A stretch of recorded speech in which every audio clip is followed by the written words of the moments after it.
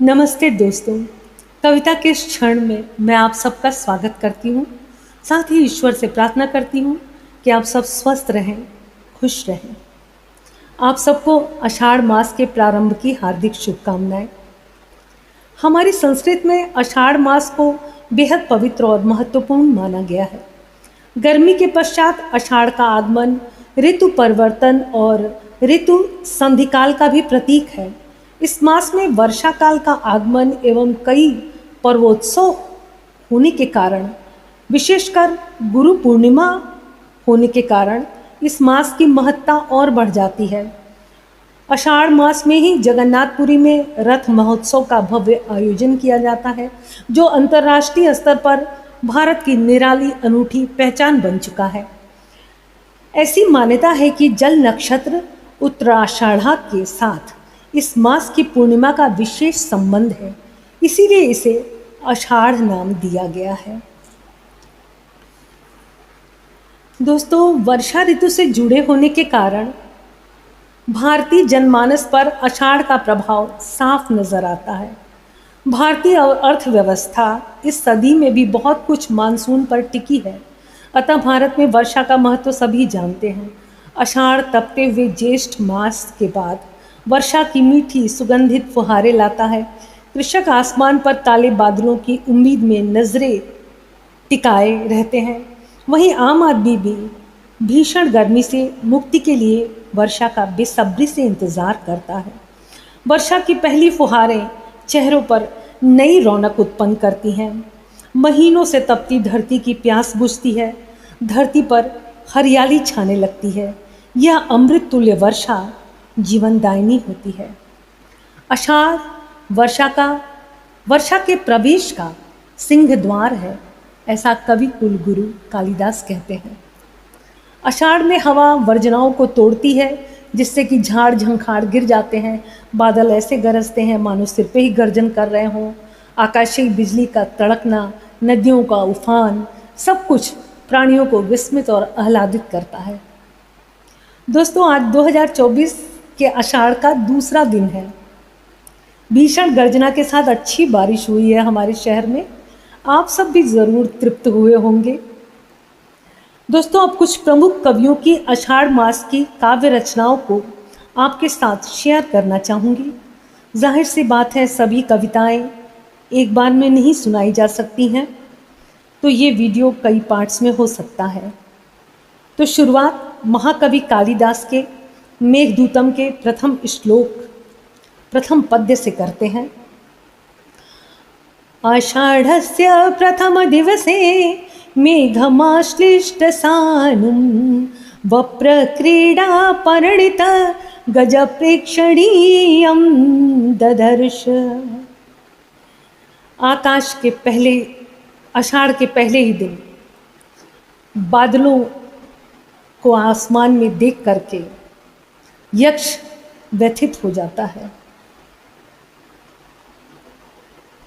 इसका जिक्र मैं शायद पहले कर चुकी हूँ अपने किसी वीडियो में, इसलिए इस पर मैं ज़्यादा एम्फेसिस नहीं डालूँगी, इसकी ज़्यादा व्याख्या नहीं करूँगी।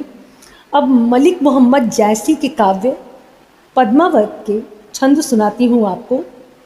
पद्मावत में रत्नसेन की विवाहिता पत्नी नागमती के विरह वर्णन में आषाढ़ मास का वर्णन कुछ इस प्रकार से हुआ है।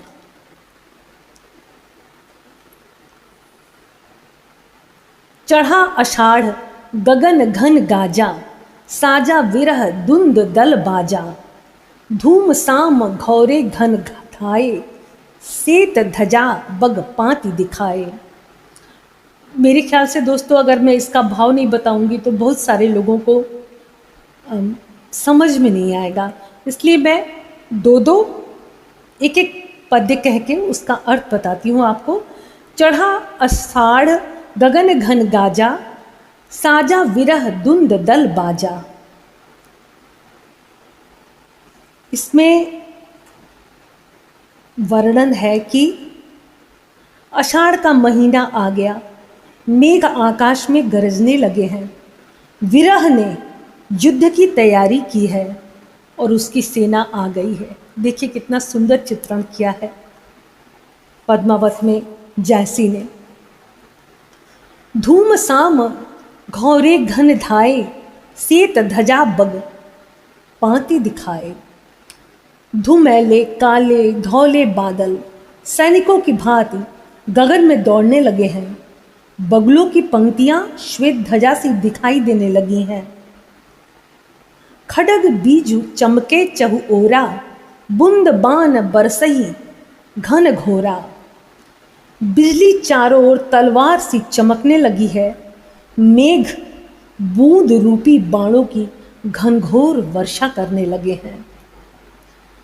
ओने घटा आई चहु फेरी, कंत उबारू मदन हों घेरी। चारों ओर से घटा झुक के आई है और घेर ली है। हे कंत, हे स्वामी, मदन ने मुझे घेर लिया है, मुझे बचाओ।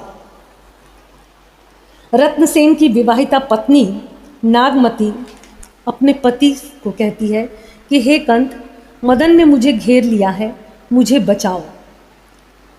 दादुर मोर कोकिला पीयू, घिरे बीज घट रहे न जीव। चारों ओर से घटा झुक गई है। दादुर मोर पपीहा सब मुझे बेध रहे हैं।